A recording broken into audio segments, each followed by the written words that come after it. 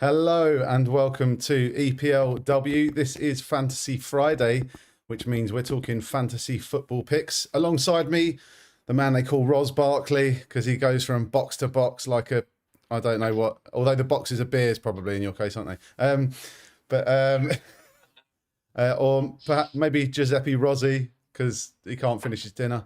Anyway, alongside me is Roz. It's been a while. We haven't done a show since like Sunday. It's been almost a week and I've forgotten what on earth I'm doing. So, my name's Joe. This is Roz. We're going to talk fantasy football for 10 or 15 minutes. If you want to get involved, get in the comments, ask us a question, let us know what your predictions are for this week and who you think is going to score big, who you're selling, who you're buying. First off, we're going to look at our teams. Okay. And remember, if you want to, if you enjoy what you're seeing, give the video a like, subscribe to the channel, and you'll never miss a show. Okay, so first up, let's have a look at our fantasy teams from last week, shall we, Roz? Sounds good, mate.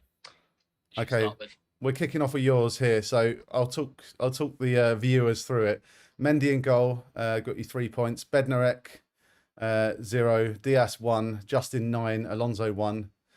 Hudson-Odoi captain, 2 points. Heung-min Son 10, Fernandes 7, Saka 2, up front Cavani 8, Calvert-Lewin 12. Harry Kane was benched along with Schmeichel. Could have got you an extra 14 there on the bench. Well, you actually had 18 points sitting on the bench overall. So, do you want to talk us through that? Any highs, lows? Plenty.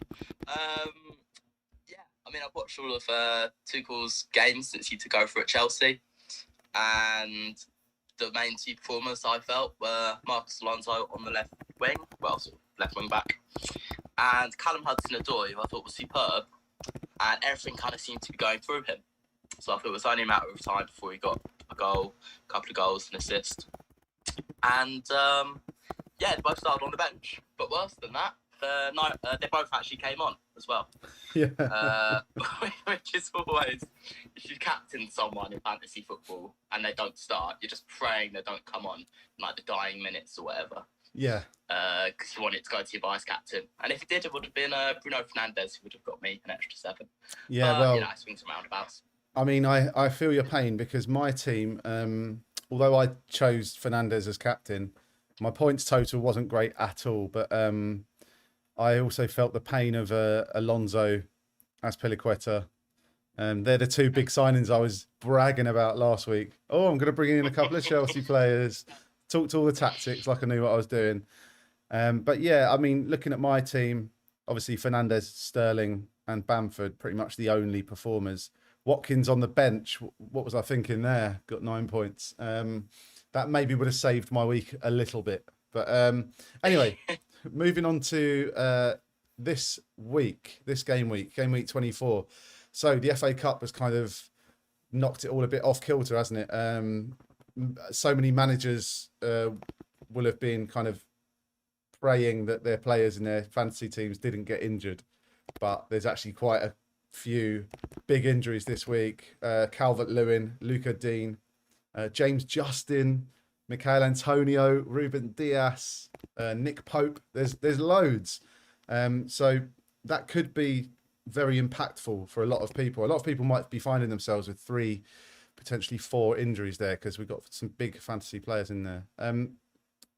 What do you see being the biggest missing player out of that bunch that I've just mentioned? It depends if you're talking about this week or going on in the season. I think James Justin was an ACL, wasn't it? So he's out for the season, which is just gutting, not just from a fantasy football perspective. The fact he was possibly knocking on the door for England. Who knows if he was in Gareth Southgate's plans, but it's just the worst possible time to get an injury, really, in a tournament year. So I gutted for him, but also cheap player, got me lots of points this season. So I gutted about that. Calvert-Lewin and Nick Pope, they're tricky ones because Calvert-Lewin came off with a tight hamstring, wasn't it, in the Spurs game? Yeah. On Wednesday night, and it's do you risk it? Same with Nick Pope. They both actually got double game weeks, and so they were in my little notebook of players to go for this week. And it depends if you want to gamble. I'd love to see that notebook of yours, Roz. Maybe I'd have a chance at fantasy football if I did. Yeah, Calvert-Lewin's down as a 50% chance of starting. Yeah. And he's, I mean, if we look at the top transfers in and out this week quickly, you mentioned Justin. I also mentioned Antonio, 2 of the top 5 transfers out, along with Callum Wilson, Thomas Souček, and Heung-min Son, the top 5 transfers out. People are replacing those players with Ilkay Gundogan. Dominic Calvert-Lewin, surprisingly, is in that top transfers in, along with Harry Kane, Ollie Watkins, and king of the game week last week, Philip Foden. I mean, so they're the players to have in, right? Gundogan, Kane, Watkins, Foden.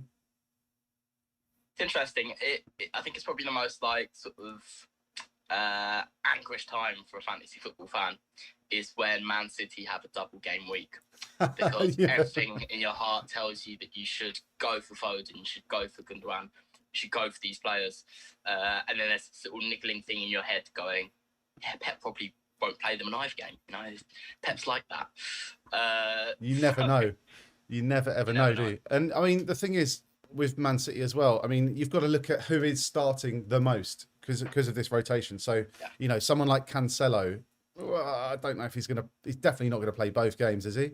You know, equally unlikely. Walker. But then you think Ederson in goal, potentially would be Ruben Dias in centre back, Gundogan in the middle, and up front is the one that I think is going to be the key transfer in or out this week.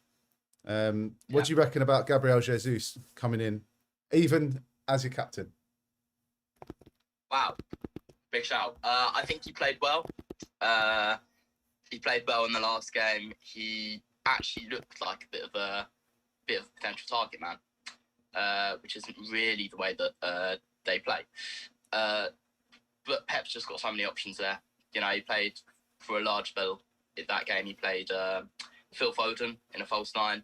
He played Sterling in a false 9 before. He likes to kind of switch it around. I don't remember the last time that Gabriel Jesus started 2 games in a row. Would be the thing. Oh, okay. Maybe I'll be us. But is he their main goal threat? You know, and if he doesn't start, then does he come on and half an hour of Gabriel Jesus twice? So you know, is that better than a single game week?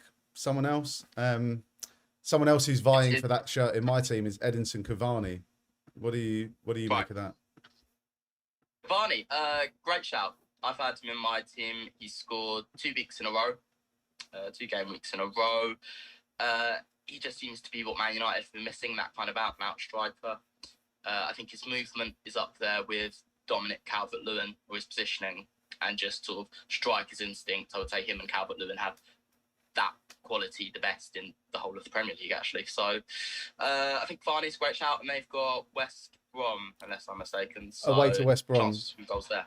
Yeah, do some goals there. I mean, I've actually got a few United players in my team for next week. Cavani is one of them, and I'm expecting big points from that game. But this is the Premier League. It's 2021.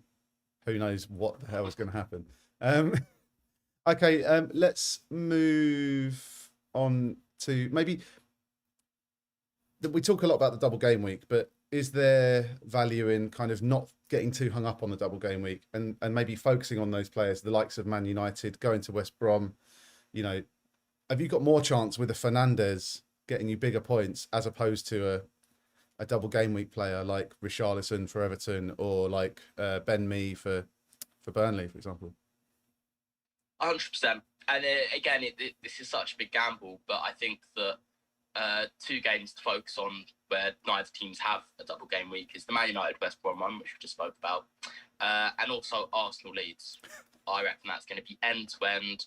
I reckon there's going to be 24 goals between both teams. Well, I mean, I look forward to our preview show tomorrow morning, and you can take us through your predictions for the games, and I think that one will be an interesting one to look at tomorrow.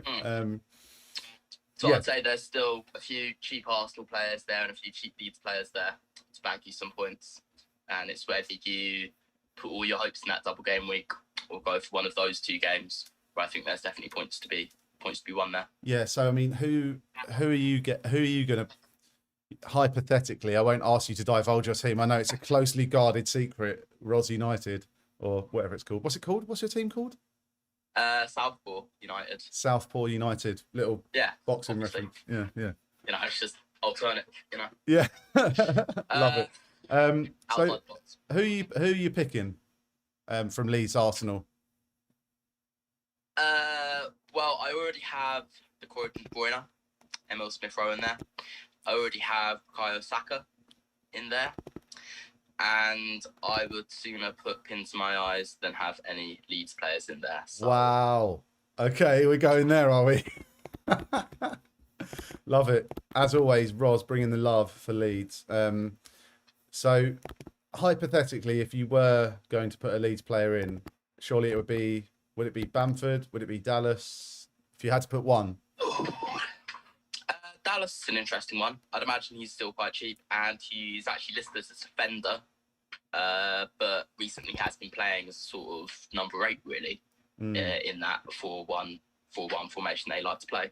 Dallas is a good shout. Rafinha, I've been very impressed with in recent weeks. And online from Man City, Jack Harrison, real talent, has an eye for a goal. Okay, good stuff. Well, that kind of, I mean, is there anything else you want to add in terms of fantasy this week? Players to look out for? Just to look at the double game week briefly, I'd just say that I have an inkling, not to give my team away, I have an inkling that the double game week that Burnley have will be some incredibly boring games. You've got Burnley Palace, they're away at Selhurst Park there. And then on next Wednesday, they're going to have Fulham at Turf Moor. I would go for Burnley defenders here. Yeah. I think at least one of those will be either a draw or definitely a clean sheet. So I'd be looking at the likes of Ben Mee, James Tarkowski, Nick Pope, I would have said. Hard to know how serious that injury is. But I'm going big on Burnley this week. Yeah, so big on Burnley. Did you already have any Burnley players in? I didn't. I was going to say I also went big on Callum Hudson-Odoi last week. So. Oh no, I like it. You carry on, mate. You carry on getting 2 points for your captain. I'll be absolutely fine with that. I might have a chance of catching you up. Okay, well that kind of brings our fantasy football look to an end today. If you've enjoyed what you've seen, or at least, if you want to support us, then like the video, subscribe to the channel and allow notifications so you never miss a stream. Join me and Roz tomorrow morning, 10 a.m, where we will be highly caffeinated and highly motivated to talk about a highly interesting game week of the English Premier League. As usual, join us for our preview show tomorrow morning at 10. Thanks for watching. See you later.